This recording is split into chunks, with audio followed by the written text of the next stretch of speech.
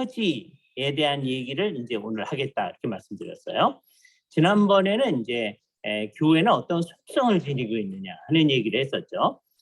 속성은 우리로서는 세 가지를 얘기하는데 하나의 거룩한 보편적인 교회, 그러니까 통일성, 즉 하나됨, 다음에 거룩성, 다음에 보편성, 이 세 가지가 교회의 속성이다 이렇게 생각하는 거예요. 여기에 이제 하나를 더 넣어서 생각하시는 분들이 있습니다. 천주교회나 앵글리칸 처치는 루터파 처치도 그러고요. 상당히 강하고 개혁파에서도 그 용어를 쓰자고 하시는 분들이 있어요.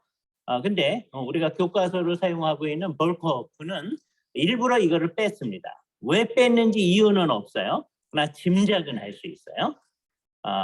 그게 뭐냐? 소위 사도성입니다. 그죠? 사도성. 그래서 이제 우리가 우리의 우리의 교회의 속성 얘기할 때 우리는 사도신경을 가지고 정리했어요.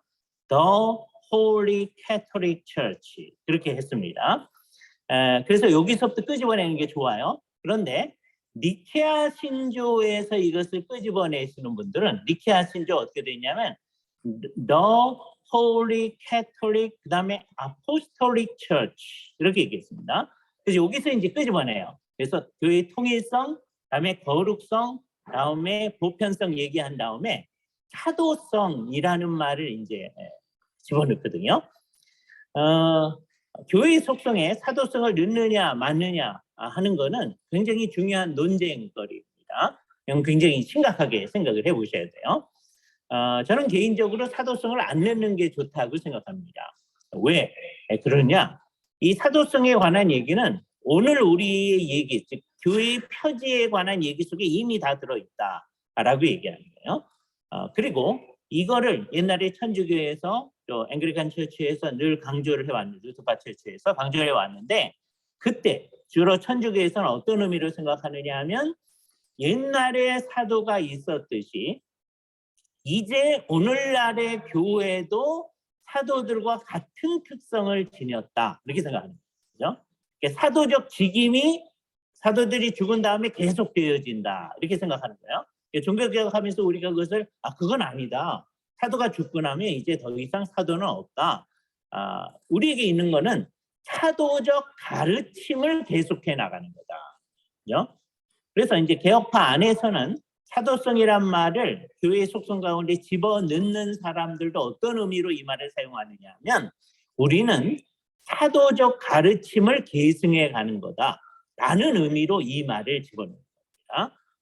그런데 그렇게 얘기할 거면 이제 오해를 하지 않도록 아예 지금 표지 얘기로 그냥 나아가는 게 훨씬 나아요.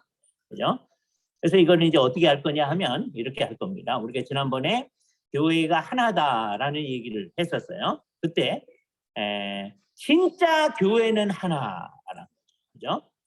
교회 형태가 좀 달라도 진짜 교회는 하나다라고 얘기했어요. 그럼 그 진짜 교회가 무엇이냐에 관한 얘기를 우리가 뭐로 규정하느냐 하면 그게 교회의 표지로 규정하는 거죠. 이 표지를 가지고 있으면 진짜 교회. 형태가 좀 달라도 그죠? 그러나 이 표지가 없으면 그거는 교회가 아니다라고 하는 거예요. 지난주에 우리가 공부했던 속성하고는 조금 성격이 다르습니다. 교회가 아직 충분히 하나가 아니어도 하나됨을 인식하고 그 방향을 향해 나아가면 교회는 교회라고 그랬죠. 교회가 아직 온전히 거룩하지 않아도 그리스도 안에서 우리가 이미 그 거룩성을 가지고 있으며 그 방향을 향해 나아가면 교회라고 그랬습니다.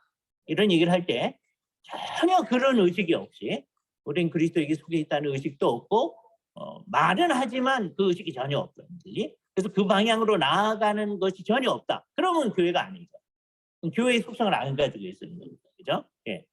더군다나 교회의 보편성, 모든 종류의 사람들이 교회 공동체 안에 들어와야 된다라고 하는 것을 받아들이고 그 방향으로 나아가면 아직 그렇지 않아도 교회는 교회다.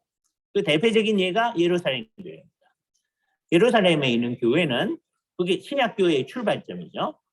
예수님의 말씀을 받아들이고 너희가 이제 온 유대와 사마리아와 땅끝까지 이르러 내 증인이 돼야 될 사명을 지니고 있다는 걸 의식하고 있는 거예요. 그런데 아직 다 나아가지는 않았어요. 아직 나아가지 않고 있으면 거기가 교회가 아니냐 하면 교회인 거예요. 그렇죠? 이게 이제 속성과 관련된 거예요. 아직 잘 못해도 그 방향으로 가면은 교회다. 그리고 지난번에 우리는 그것을 교회의 선교와 관련해서 생각을 했었습니다. 교회의 선교는 보편성을 이루는 수단이다 라고 했어요. 그래서 이 속성은 아직 그 성격이 온전히 나타나지 않아도 교회는 교회다. 그러나 오늘 우리가 공부하려고 하는 표지는요, 표지가 없으면 교회가 아닌 게 되죠. 그죠? 이 표지에 대한 얘기는 이제 언제 처음으로 나오기 시작했냐면 종교개혁 때 나오기 시작합니다. 종교개혁 이전에는 표지에 대해서 고민할 필요가 없었어요. 왜요? 종교개혁 이전에는 교회가 그냥 조금 나뉘어져 있어도 하나로 있었기 때문입니다. 예. 그런데 종교개혁이 일어난 이유는 우리가 속해 있던 그 교회가 이 교회가 아니구나 라는 인식 때문에 이제 생겨진 거예요. 그래서 우리 교회를 고쳐야 되겠다. 루터와 칼빈, 즈빙글리 다 이제 어떻게 시작한 거냐면 우리들이 속해 있는 그 교회, 그게 천주교회였습니다. 천주교회를 성경 말씀에 비춰보니까 성경적이지 않은 걸 발견했거든요. 이게 놀라운 거예요. 하나님의 은혜 가운데서. 그 전에도 몇몇 사람들이 뭔가가 문제가 있다는 거를 중간중간에 얘기를 했었습니다. 그렇게 얘기한 사람들은 대부분은 화형당해 죽었습니다. 후스 같은 사람이 아주 대표적인 예요. 이게 교회가 잘못되어 있으니까 교회가 좀 성경대로 제대로 가야 됩니다. 후스 같은 사람한테 이제 영향을 미친 사람들이 이제 영국의 위클리프 같은 사람이란 말이에요. 성경이 우리말로 좀 번역이 돼야 되겠고, 그래서 이제 위클리프가 성경 번역하는데 굉장히 중요한 역할을 하잖아요. 그리고 번역하는 이유는 뭐예요? 성경이 우리 안에서 영향력을 미치고 우리가 성경이 말하는 교회가 되어야 되겠습니다. 우리는 그렇지 않은 모습을 너무 많이 가지고 있습니다. 라고 하는 인식 가운데서 그 비슷한 얘기, 후스도 그렇고 그 위클리프도 그렇고 대부분의 그 비슷한 얘기한 사람들은 다 이제 화형당해 죽거나 오랫동안 감옥에서 고생하거나 하여튼 죽고 그랬단 말이에요. 때가 이르렀을 때 주께서 이 생각이 널리 퍼져나가게 하시고 우리 교회가 이게 성경에 부합하지 않는 교회다라는 인식이 있게 됐을 때 이게 교회가 아니구나. 그럼 이제 첫 번째 할 일은 뭐냐면 내가 소개했던 교회가 교회가 아니다 이렇게 얘기할 수는 없는 거니까 우리 교회를 이제 성경대로 고치려고 하는 거죠. 이 1차적인 일입니다. 그럼 여기서 이제 뭐가 나타나야 되냐면 성경이 말하고 있는 게 뭔가, 그러니까 뭐가 이제 차이가 있게 되냐면 가장 기본적으로 나머지는 이제 나중에 우리 수업 시간에 다 나타날 테니까 우리의 믿고 선포하고 있는 바가 어떤 건가라고 하는 게 이제 차이를 드러내는 거예요. 어떻게 믿고 있었기에 천주교회 때에는 어떻게 믿고 있었기에 이건 여러분이 구원론에서 했던 바를 제가 이제 요약을 해서 이제 말씀을 드릴 텐데 천주교회의 구원론은 이건 이제 안타깝게도 이제 어거스틴서부터 계속 나타나는 현상입니다. 이게 어거스틴도 역시 구원론에 있어서는 이 입장에서 나타나는 거예요. 어떤 식이냐면 예수 그리스도의 십자가가 절대적으로 필요하다라고 해요. 이 세상의 그 어떤 사람들도 예수 그리스도의 십자가에서 이루어진 구속이 없이는 구원함을 받을 수 없다. 이런 점에서 이게 이제 기독교의 형태를 지니고 있는 거죠. 이건 참 귀한 거예요. 왜? 이거는요. 오늘날은 이거하고 딴 얘기하는 사람이 훨씬 더 많아졌기 때문에 그거하고 비교하면 이건 아주 양반입니다. 이건 당연히 얘기해야 되는 거죠. 그러니까 이거 천주교회가 중세 천주교회가 이거를 철저히 믿었다고 하는 건 부인할 수가 없어요. 그죠? 그런 입장에서 중세 천주교도의 입장에서는 이슬람교도 같은 사람들, 유대인 같은 사람들이 끝까지 예수 그리스도의 십자가를 안 믿는 거에 대해서 매우 안타까워하죠. 그죠? 어떻게 해서든지 그 사람들한테 복음을 전해가지고 예수를 믿게끔 해야 되겠다라고 하는 선교적 열심을 천주교도들이 아주 열심을 이제 나타납니다. 이걸 이제 보여주는 아주 대표적인 거 미션이라고 하는 영화 기억하시기 바랍니다. 스페인 포르투갈의 선교사들 그 사람들이 다 천주교 신부님들이에요. 남미 쪽에 가서 어떻게 그 원시인들 그들의 표현이에요. 예? 그게 좀 억울한 표현이죠. 거기 남미 사람들 입장에서는 그렇죠? 우리 원시인이 아닌데 저 사람 자꾸 원시인이라고 그러는 거예요. 그 야만인들 그렇게 얘기하면서 어떻게 예수님을 믿게끔 하려고 하느냐 하는 거예요. 그런데 예수님을 전해주고 십자가를 전해주는 거는 좋은 일인데 그건 아주 중요한 일이에요. 그 미션의 한 부분이죠. 좋은 일인데 이게 어떻게 되어 있느냐. 한 얘기를 잘 들어봤더니 예수님을 믿으면 그래서 이제 뭐가 중요했느냐면 세례가 매우 중요해요. 이 사람들에게 있어서는 세례를 안 받으면 구원을 못 받는 거예요. 천주교의 입장에서는 네? 세례를 받아야만 구원받는 거죠. 그러니까 세례 받지 않은 사람이라고 하는 거는 굉장히 심각한 거예요. 목표가 뭐냐 하면 이 사람들을 빨리 예수를 믿게 해서 세례를 이제 베푸는 거죠. 그게 이제 목표입니다. 천주교에서는. 그러니까 이게 중심이 뭐냐? 세례를 주고 그 다음에 세례를 했으면 이제 성찬을 이제 하고 하는 거예요. 이건 나중에 우리가 자세하게 할 텐데 이럴 때 요 세례를 받는 일이 중생하는 일이라고 생각을 하는 거예요. 나중에 세례할 때 다시 한번 얘기하겠습니다. 이거를 세례 중생설이라고 해요. 그러니까 세례받지 않은 사람은 중생하지 않는 거다라고 생각하는 거예요. 요거 자체가 이제 잘못된 겁니다. 요게 이제 뭘 만들어내느냐면 교회에서 중요한 거는 이제 중생시켜서 이제 구원을 시켜야 되니까 의식이 중요하대요. 의식주의로 흘러가요. 이건 나중에 세례, 성찬 얘기를 할 때 다시 한번 더 강조하겠습니다. 요 문제가 있어요. 그런데 세례를 받는다고 해서 이게 굉장히 중요한데 꼭 죽은 다음에 하늘에 가는 거는 아니다. 이게 이제 천주교의 가장 기본적인 입장입니다. 그죠? 예수님께서 아주 놀라운 공로를 이루어 주셨는데 예수님의 공로가 아니면 그 누구도 이제 구원을 받지 못한다. 이건 우리하고 공유하는 점이에요. 기독교의 형태를 지니고 있죠. 자, 그런데 예수님께서 우리에게 주신 이 놀라운 은혜라고 하는 게 우리에게 미치게 되면 그 은혜의 근거에서 이 사람들이 아주 좋아하는 구절이 로마서 5장 5절 같은 말씀입니다. 아주 중요한 구절이에요. 우리도 사랑하는 구절입니다. 근데 천주교에서 이 말씀을 어떻게 왜곡하는지를 우리는 잘 생각을 해봐야 돼요. 우리가 너무 사랑하는 구절을 이분들은 자기식으로 얘기합니다.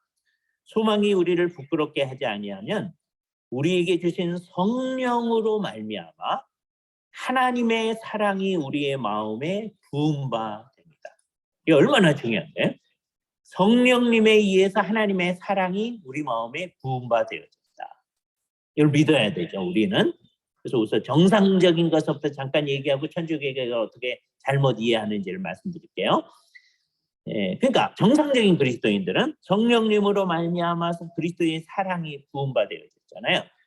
그럼 우리 마음이 항상 하나님의 사랑으로 가득 차 있어야 돼요. 그죠? 성령님이 계시면 성령으로 말미암아 하나님의 사랑이 부음받는 거니까 성령님이 계시면 하나님의 사랑이 있는 거죠. 언제나 그런 거예요. 진짜로 믿어야 돼요. 상당히 많은 사람은 이걸 잘 안 믿습니다. 그래서 자기가 예를 들어서 이 순환주간 같은 때 그래도 조금 예수님을 생각하고 고난을 생각하고 그러면 주님에게 가깝다고 자꾸 생각을 하죠. 네? 그런데 그러지 않은 때는 멀다고 생각을 하는 거예요. 그래서 자기 생각에 따라 가까워졌다 멀어졌다. 네? 그게 비정상이죠. 네? 우리의 문제예요. 우리 이 말씀을 진짜로 믿어야 됩니다. 성령님이 우리 안에 계셔요. 내가 예수를 진짜로 믿는 일은 다 성령님이 우리 안에서 역사를 하셨기 때문에 있는 일이에요. 그러면 그 성령님으로 말미암아 항상 하나님의 사랑이 우리에게 정말 충만하게 임해 있는 거예요. 근데 문제는 상당히 많은 사람들이 그걸 의식을 잘 못해요. 아주 재미있는 거는 성령의 진짜 충만한 사람은 그걸 의식을 잘한다. 그러니까 내가 하나님께 가까워졌다고 느끼는 때에는 사실은 충만한 때예요. 네? 멀어졌다고 느끼는 때에는 충만하지 않은 때예요. 그러나 충만하지 않은 때에도 성령님은 우리 안에 계셔서 하나님의 사랑이 충만하게 있다는 현실은 안 변하는 거예요. 네? 내가 그거를 정말 느껴야 돼요. 이게 안타까운 거죠. 우리의 목표는 그겁니다. 우리 이 성도들이 진짜 예수 그리스도를 믿는지. 왜냐하면 예배당에 오지만 안 믿는 사람이 있을 수도 있거든요. 안 믿으면 예배당에 죽을 때까지 있고 기독교적으로 장례식을 치렀어도 진짜로 안 믿으면 구원받지 못하는 거예요. 그렇죠? 그러나 예수 그리스도를 진짜로 믿는다면 성령님이 그 안에 있는 것이다. 그러면 하나님의 사랑이 우리에게 부음받아졌다. 그리고 중요한 건 그걸 우리가 날마다 그걸 의식하며 살아야 된다. 네? 자, 그거예요. 그러니까 우리는 늘 하나님의 사랑이 우리 안에 있고 우리 바깥에 있고 그 가운데 있는 겁니다.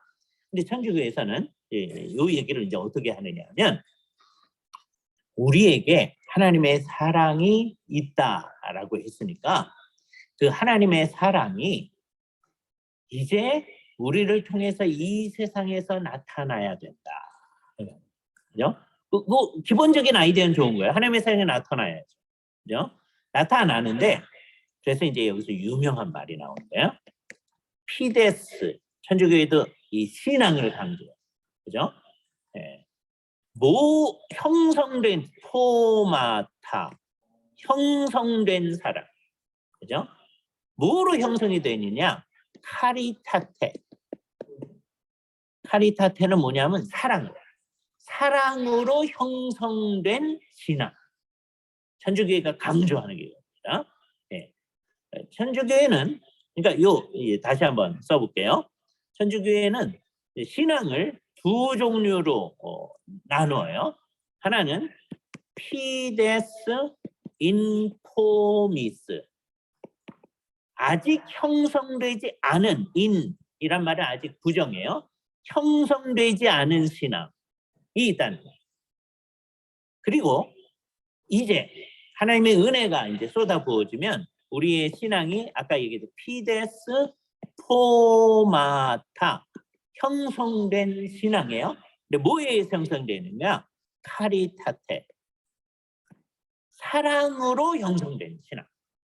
그래서 물론 하나님의 사랑이라고 하는 걸 천주교에도 인정해요.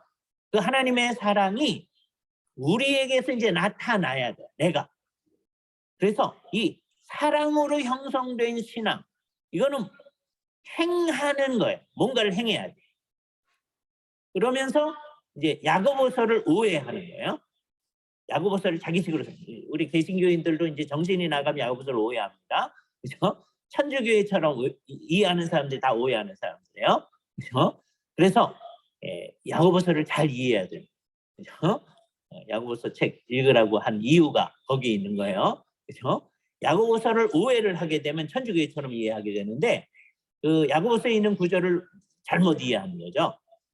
행함이 없는 믿음은 죽은 믿음이라는 말을 오해하는 거예요. 천주교회적 이해는 뭐예요? 행함이 없는 믿음은 뭐예요?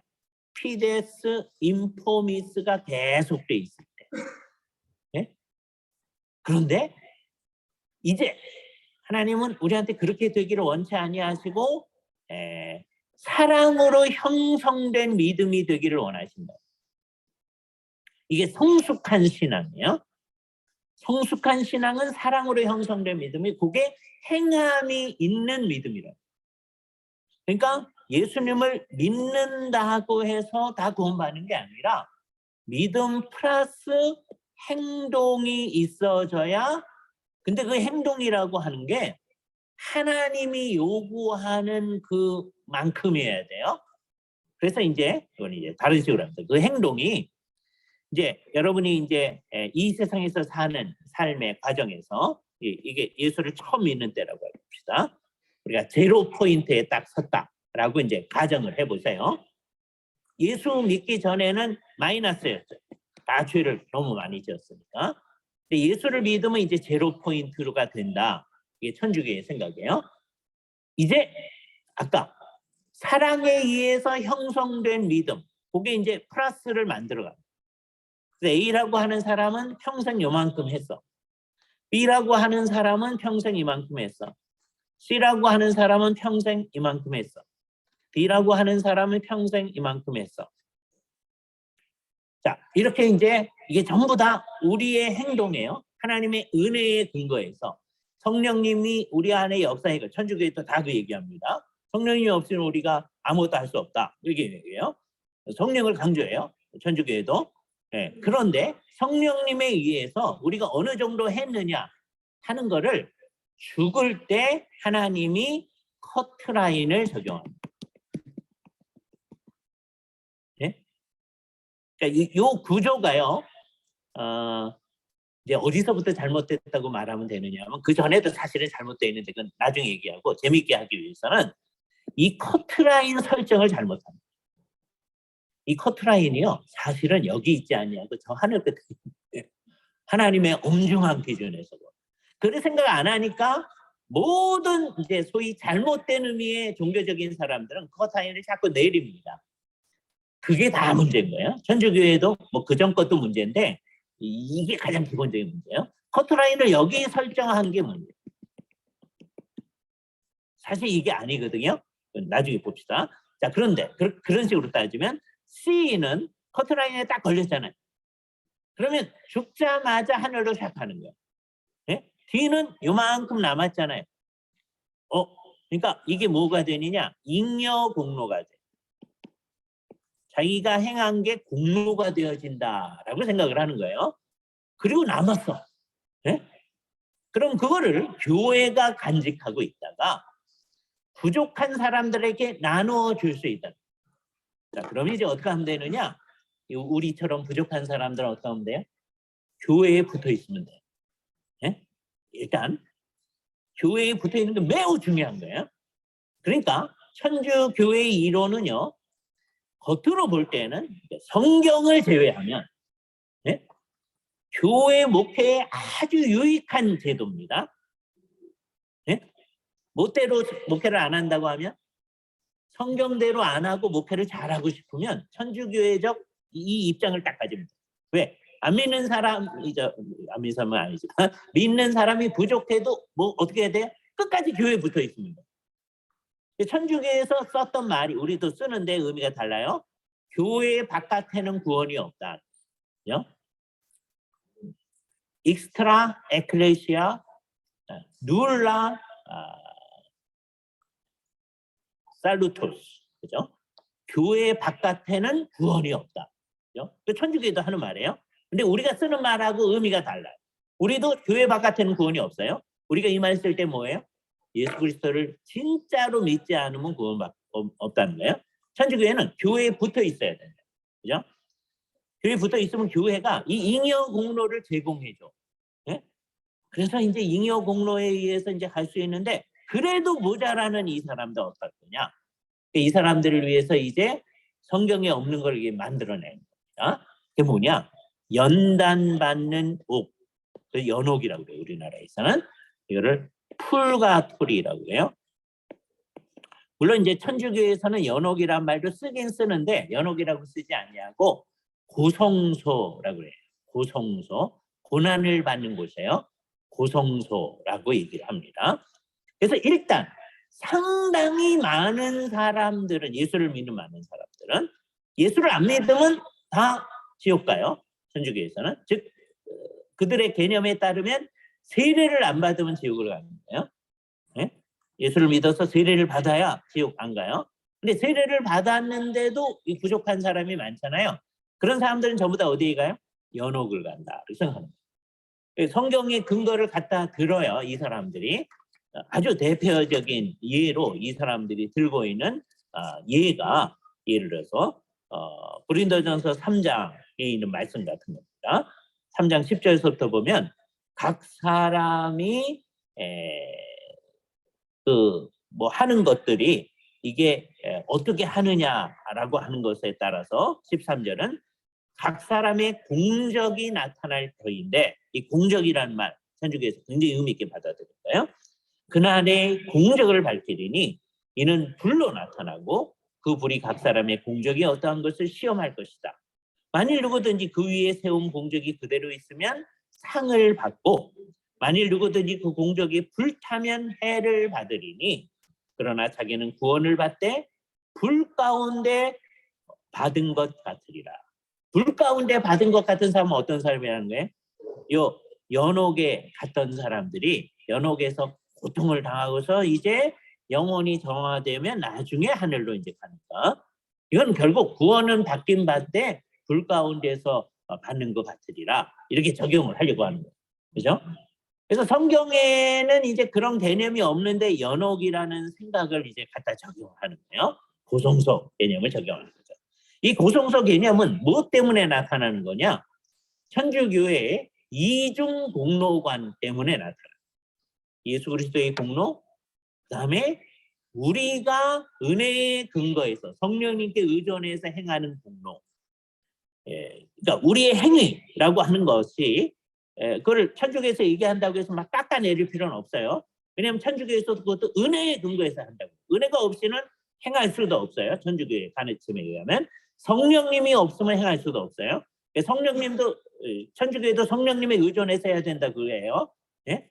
그런데 그래서 천주교에도 요즘은 성령운동 열심히 합니다. 예? 개신교에서 성령운동하는 이상한 교회들하고 비슷하게 그렇게 하는 데도 있어요. 천주교에도. 천주교에도 이제 성령을 강조해요. 자, 그런데 문제는 이 개념이 다 이제 헷갈려져 가지고서는 은혜의 근거에서 성령님에 의존해서 행하는 우리의 공로가, 이게 공로가 진짜로 된다고 생각합니다. 이게 초대교회에서부터 쭉 하면서 이게 중세 동안에 논쟁이 있었어요. 논쟁이 있었는데, 우리가 행하는 게 이게 공로가 되냐? 정직한 사람들을 한 거예요. 그래서 어떤 분들은 공로가 안 된다, 그런 분이 있었고, 그러다가 하나님께서 여겨주시는 공로가 되면 되죠. 진짜 공로는 아닌데 하나님께서 여겨주시는 공로. 그래서 그렇게 이제 표현을 합니다. 이게 제가 쓰는 번역어예요. 왜냐하면 그래야 이해하기가 좋아요. 천주교에서는 그 여겨주시는 공로를 뭐라고 번역하느냐 하면 재량 공로라고. 천주교의 입장을 설명하는 거니까 천주교의 것을 가져와서 설명하는 게 좋거든요. 근데 재량 공로 그러면 맨 처음에 이게 설명을 잘 안 들으니까 이게 뭔지 모릅니다. 여겨주시는 공로는 누구든지 알아들을 수 있어. 아, 공로는 그냥 아닌데 하나님이 여겨주시는 거구나 하는 거예요. 이거를 주장하는 분들이 있었어요. 어떤 천주교도들은 근데 여겨주시면 진짜 공로가 아니지 않느냐. 그러니까 이게 진짜 공로, 저는 그게 진짜 공로라고 표현해요. 천주교에서는 그걸 뭐라고 그러냐면 적정 공로라고. 번역을 그렇게 하는 거예요. 적정 공로. 예. 그래서 요 두 가지가 논쟁이 많이 있었어요. 그러다가 토마스 아퀴나스 같은 분이 이거를 다음과 같이 정리를 했습니다. 이걸 단계로 나누는 거예요. 그죠? 맨 처음에 이제 세례를 받잖아요. 하나님의 은혜 때문에 이제 세례를 받아요. 세례를 받으면 제대로 못하죠. 네? 그러나 조금이라도 주님이 원하는 방향으로도 조금이라도 가면 하나님이 그거를 공로로 여겨주신다. 그러니까 그게 재량 공로, 여겨주시는 공로란 말이에요. 맨 처음엔 그 정도야. 근데 그렇게 하면 하나님이 은혜를 더 줘. 그러니까 천주교회는 이게 이제 늘 단계적입니다. 정신이 나가면 개신교인들을 자꾸만 단계를 만들려고 그래요. 이게 다 정신이 나가는 겁니다. 그 다음에 이제 하나님의 은혜를 더 주니까 이제는 더 열심히 하겠죠. 은혜가 더 있으니까. 더 열심히 하면 그거는 진짜 하나님이 공로로 받으시는 공로다. 그러니까 진짜 공로가 돼요. 천주교에서 쓰는 적정 공로가 되어진다. 그래서 이제 맨 처음에는 아주 기본적인 단계가 있어서 그 다음에 재량 공로, 여겨주시는 공로를 산출하는 단계가 되고, 거기에 은혜를 더 주시면 우리가 적정 공로를 낼 수 있게 된다. 그래서 우리는 구원받는 게 예수 그리스도의 공로 플러스 그다음에 우리가 행하는 공로에 의해서 구원을 받는다라고 하는 게 천주교의 가르침이란 말이에요. 루터도 이 가르침대로 이제 애써보죠.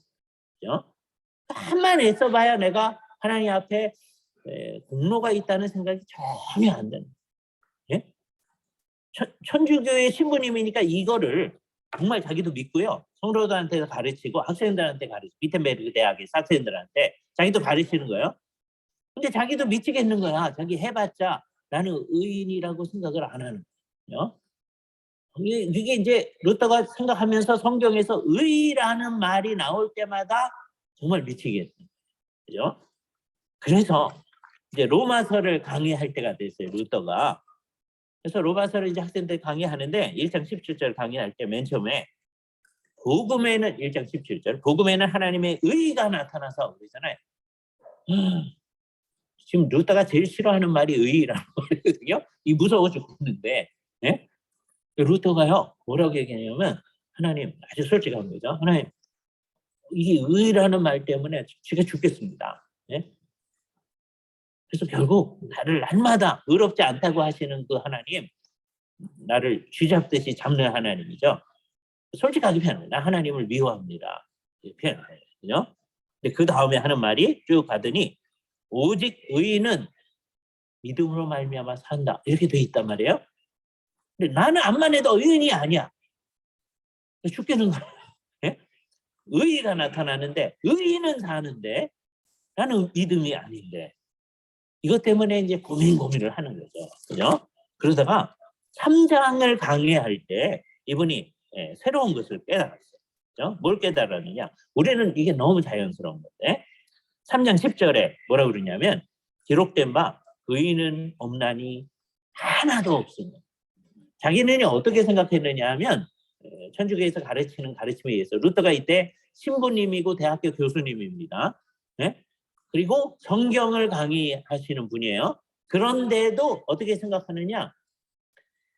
주변에 있는 저기 선생님이나 다른 학생들도 이게 의인이 아닐까? 자기 가르치는 학생들. 네? 근데 나만 죄인이 아닐까? 이렇게 생각하는 거예요. 근데 루터가 뭘 깨닫냐면 성경이 말하기를 의인은 없나니 하나도 없다. 깨닫는 자도 없고 하나님을 찾는 자도 없다. 소위 구도자 그런 거 없다. 이 루터의 이 가르침에 우리 철저해야 됩니다.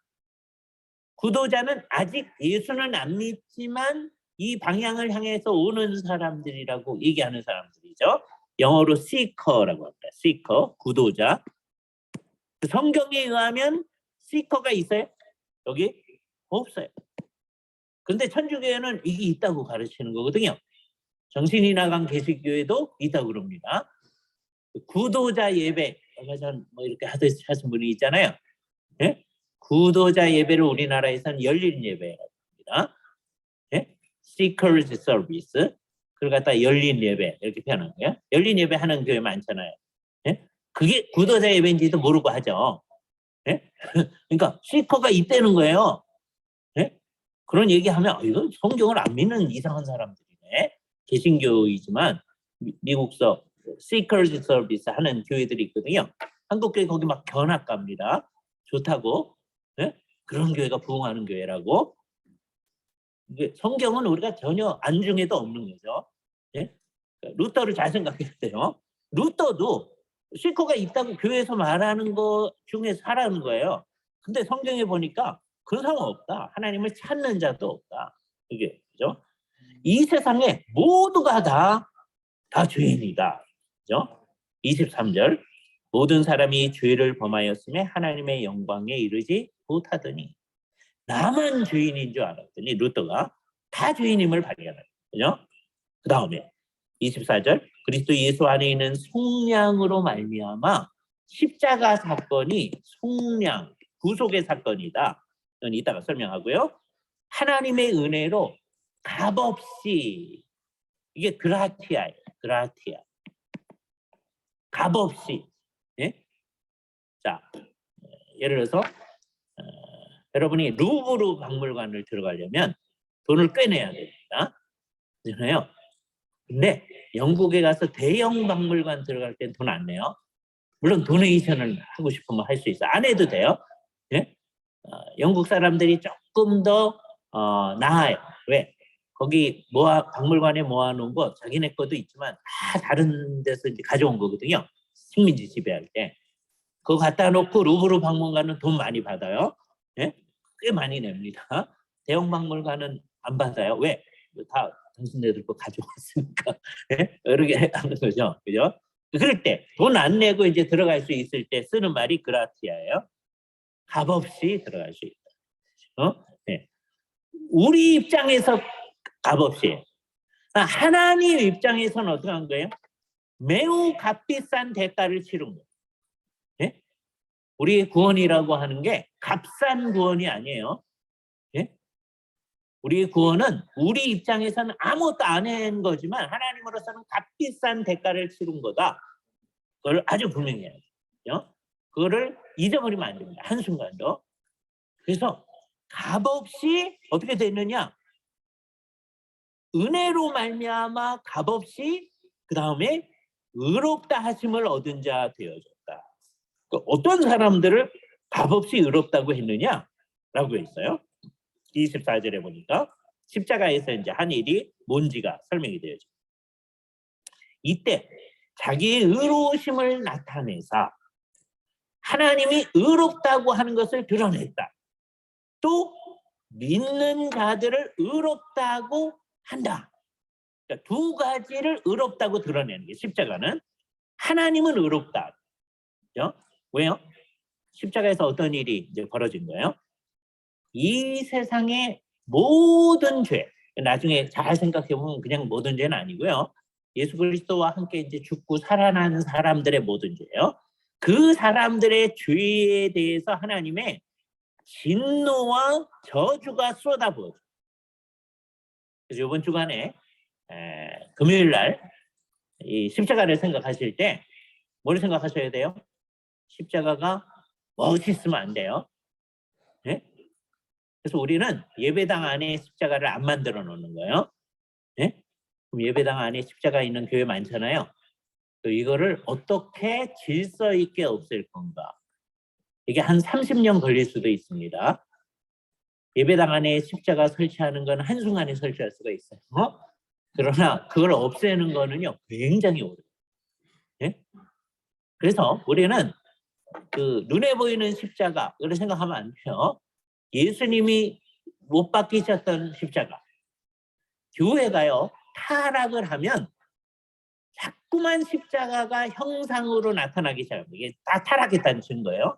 그리고 멋있고 아름다워지기 시작합니다. 황금빛으로 나타나기 시작해요. 그건 다 잘못된 교회들이에요. 우리 십자가는 언제나 예수님께서 십자가에 못 박혀 죽으신 그 흉악한 십자가를 생각해요. 그죠? 정말 rugged cross, 그죠? 갈보리 산 위에 십자가 섰으니 그 마음속에 딱 생각하셔야 돼요. 네? 갈보리 산 위에 십자가 생각하세요. 여기 어떻게 돼? 하나님의 저주가 쏟아 부어졌다. 이 하나님의 저주가 쏟아 부어진 건 첫 번째 뭘 하는 거예요? 하나님은 의로우신 분이다. 우리의 죄에 대해서 반드시 심판하시는 분이시다. 하나님의 의로우심을 드러내는 거다. 동시에 우리들에 대해서 하나님이 너는 의롭다고 선언하는 거예요. 왜요? 여기서 예수님이 내가 받아야 할 모든 형벌을 다 받으신 거예요. 이게 놀라운 사건이에요. 네? 내가 받아야 할 형벌을 다 받으신 거예요. 그리고 여기서 이제 더 놀라운 일이 일어나는데 십자가는 십자가만을 생각하도록 하지 않아요. 어떻게 하느냐? 예수님이 이 세상에서 사신 삶 전체를 생각합니다. 예수님이 이 세상에서 사신 삶 전체는 하나님의 뜻을 다 이루는 거예요. 하나님의 뜻의 성취예요. 네? 그래서 나중에 십자가에서 다 이루었다 그랬어요. 다 아주 풍성한 의미입니다. 그 중에 하나가 뭐예요? 하나님의 뜻을 다 성취했다. 구약의 하나님의 뜻은 어디에 나타나 있어요? 율법에 나타나 있죠. 따라서 율법을 다 성취한 거죠. 따라서 이 둘은 밀접한 관계를 가지고 있는 거예요. 그래서 이제 예수님의 순종이라는 말 할 때 언제든지 이 둘을 다 생각해야 돼요. 그의 생애 전체에 있어서 하나님의 뜻을 다 성취하신 것, 그래서 죽기까지 순종하신 것. 이 둘 다 생각해요. 이게 그리스도의 온전한 순종이에요. 온전한 순종. 온전한 순종이란 말을 안 써도 순종, 그럼 그게 다 포함돼요. 그래서 이제 세월이 한참 지나면서 우리 개신교도들은 어떻게 했느냐 하면 예수님의 생애 기간 동안에 하나님의 뜻을 다 이루신, 율법을 다 성취하신 그 순종을 능동적 순종 또는 적극적 순종이라고 표현했고요. 다음에 십자가에서 나 대신에 형벌을 다 받아주시는 것, 내가 받아주는 그걸 수동적 순종이라고 해요. 왜? 그가 받으신 것이기 때문에. 근데 아까 왜 그의 생애 기간 동안에 한 거는 능동적이라고 그랬어요? 그가 율법을 다 능동적으로 성취하신, 적극적으로 성취하신 것 때문에 적극적 순종. 그죠? 그래서 이거는 액티브한 거예요. 그가 순종한 거예요. 십자가에서 받으신 거는 패시브한 거예요. 내가 받을 거를 대신 받으셨으니까 패시브한 거예요. 수동적 순종. 예? 그러나 이 둘은 떨어져 있지 않아요. 그리스도의 순종은 하나예요. 하나의 순종이 능동적 측면이 있고 수동적 측면이 있는 거죠. 저는 이제 작년에 우리가 발제를 했었고요. 우리 6명 교수님들이 발제했었잖아요. 조금 있다가 책으로 이제 나옵니다. 여러분들이 다시 한번 쭉 읽으면서 정리를 하시면 돼요. 그래서 그리스도께서 이것을 다 받아주셨다라고 하는 거죠. 이거를 부인하면 아주 이상한 결과가 나타나겠죠. 그래서 우리가 요 두 가지를 다 생각하면서 그리스도께서 율법의 의를 다 성취하신 그것을 의인데 그 의를 우리에게 전가해 주신. 그래서 이것을 능동적 순종의 의의 전가라고 표현하죠. 그죠? 수동적 순종에서 우리 대신에 형벌을 받으시네. 그거 굉장히 중요해요. 그거 없이는 우리 구원 못 받아요. 그러나 그것만 있으면 우리는 희망이 없어요. 그죠? 능동적 순종의 의가 우리에게 전가죠. 그래서 내 의는 내 의가 아니고 그리스도 안에서 우리 의롭다 뭐 했을 때는 내 의가 아니라 예수님의 의예요. 그래서 루터가 그것을 낯선 의라고 그랬어요. 네? 낯선 의. 내가 만들어낸 게 아니에요. 우리 바깥에서의 의 그렇게 얘기하는 거예요. 그죠? 루터의 이 통찰이 굉장히 중요한 겁니다. 그 말은 천주교회 안에 있을 때 물론 이제 낯선 의, 우리 바깥의 의라는 말을 쓸 때도 천주교회 안에 있을 때 쓴 말이에요. 루터가 그 말을 맨 처음에 쓸 때는 천주교회 전체를 이런 식으로 고쳐보려고 한 거예요. 예? 그런데 이전에 이제 천주교에서 가르치는 대로 하면 하나님의 의는 맨 처음에 이렇게 예수님의 의로 우리에게 오지만 그 다음에 우리 안에 우리를 변화시켜 가지고 우리가 의를 만들어내는 것이다라고 생각을 하죠. 천주교회는 뭐를 강조하느냐 하면 세월이 지남에 따라서 우리가 점점점 의롭게 되어진다. 의화를 강조해요. 그죠? 의화. 근데 문제는 우리도 이 비슷한 얘기를 하긴 하는데 천주교회는 이거를 칭의라고 생각하는 거예요. 그래서 천주교회에서는 칭의가요. 이렇게 단번에 칭의하는 것도 있지만 그것도 얘기해요. 그러나 그것보다는 점점 되어지는 것을 강조해요. 우리가 볼 때는 그게 칭의하고 성화를 섞어버린 게 되잖아요. 계속해서 우리를 그걸 뭐라 그러는 거예요? 칭의하고 성화는 섞으면 안 된다. 그러니까 천주교회는 이 칭의를 의화라고 번역을 해요. 영어의 justification. 영어는 더 어려운데 천주교의 문서의 justification은 우리말로는 뭐라고 번역해야 돼? 천주교 문서의 justification은 의화라고 번역하셔요. 개신교 문서의 justification은 뭐라고 번역해야 돼요? 칭의라고 번역. justification. 그렇잖아요? 개신교에서는 칭의는 단번에 이루어지는 거예요. 한순간. 네? 그때 의는 누구의 의예요? 예수 그리스도의 낯선 의가. 우리 바깥의 의야. 그것 때문에 우리한테 너 의롭다고 하시는 거예요. 네? 그래서 우리는 그걸 믿음으로 받아들이는 거예요. 이게 흥미롭죠?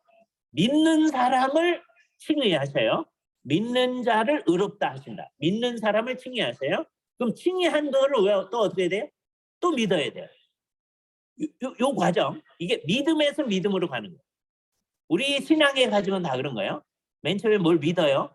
그다음에 성경에서 또 뭘 가르쳐줘요. 그럼 또 믿어요. 그게 믿음에서 믿음으로 가는 거예요. 네? 그래서 우리는 계속 죽을 때까지 믿음에서 믿음으로 쫙 나가는 거예요.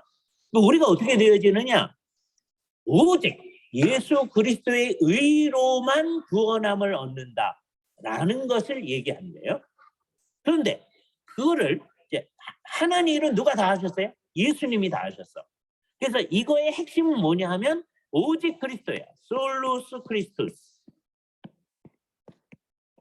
이게 핵심이에요. 중요한 일은 그리스도께서 다 하셨어. 그렇죠? 우리가 말하는 의는 그리스도의 의뿐이. 우리가 말하는 공로는 그리스도의 공로뿐이에요. 그러니까 하나님 입장에서는 오직 은혜를 베풀어 주신 거예요. 그라티아. 그죠? 예. 그러죠? 예. 거기까지 합시다. 그죠? 예. 예. 그래서 12분이니까 20분에 다시 시작하도록 하겠습니다. 20분에.